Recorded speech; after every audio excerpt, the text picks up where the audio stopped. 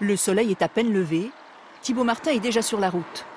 Auxiliaire médical, il sillonne les cantons les plus reculés de Bourgogne dans son fourgon, un véritable cabinet d'ophtalmologie ambulant, pour faire passer des examens de l'œil. En général, on se déplace essentiellement dans les villages isolés ne possédant pas d'ophtalmologiste. Donc c'est vraiment les petits villages de maximum 5 à 10 000 habitants. Ce matin, il est à Monceau-les-Sétons, un village de 538 habitants. Dans le centre social, une vingtaine de personnes attendent le camion pour un dépistage. Bonjour. Ils ont un point commun, ils sont tous diabétiques.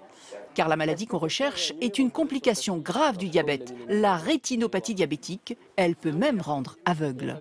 C'est loin, puis les rendez-vous sont très longs, quoi.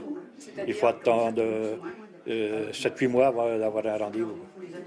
Et donc, nous, comme on habite à la campagne, en plus, c'est pas tellement facile de se déplacer non plus, quoi.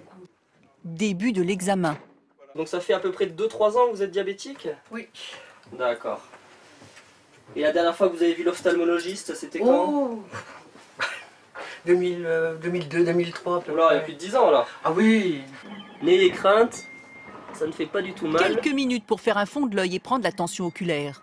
Thibaut Martin en profite aussi pour faire connaître cette maladie. Voilà. Alors malheureusement, le diabète, ça peut entraîner la rétinopathie diabétique, hein, donc c'est une affection de la rétine. Et c'est vraiment une maladie sournoise. Donc on ne ressent pas vraiment les premiers signes de la maladie, vous ne pouvez pas les ressentir. Et malheureusement, vous êtes obligé de chaque année d'aller voir l'ophtalmologiste. En moyenne, chaque année, nous voyons un peu plus de 1000 patients et environ un patient sur 3 est atteint d'une anomalie oculaire, donc ce qui est assez important. Et sur ce tiers de patients, la moitié sont dus à une rétinopathie diabétique.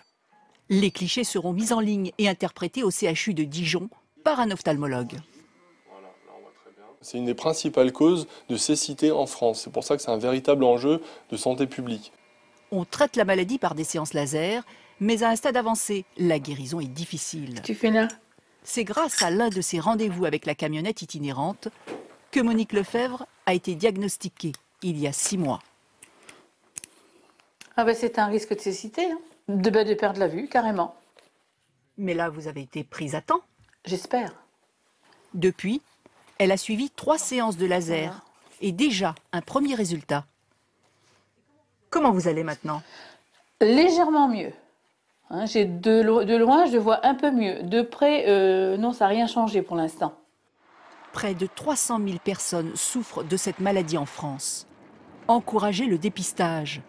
Thibaut Martin roule, lui, vers sa prochaine destination, une petite commune de la Nièvre.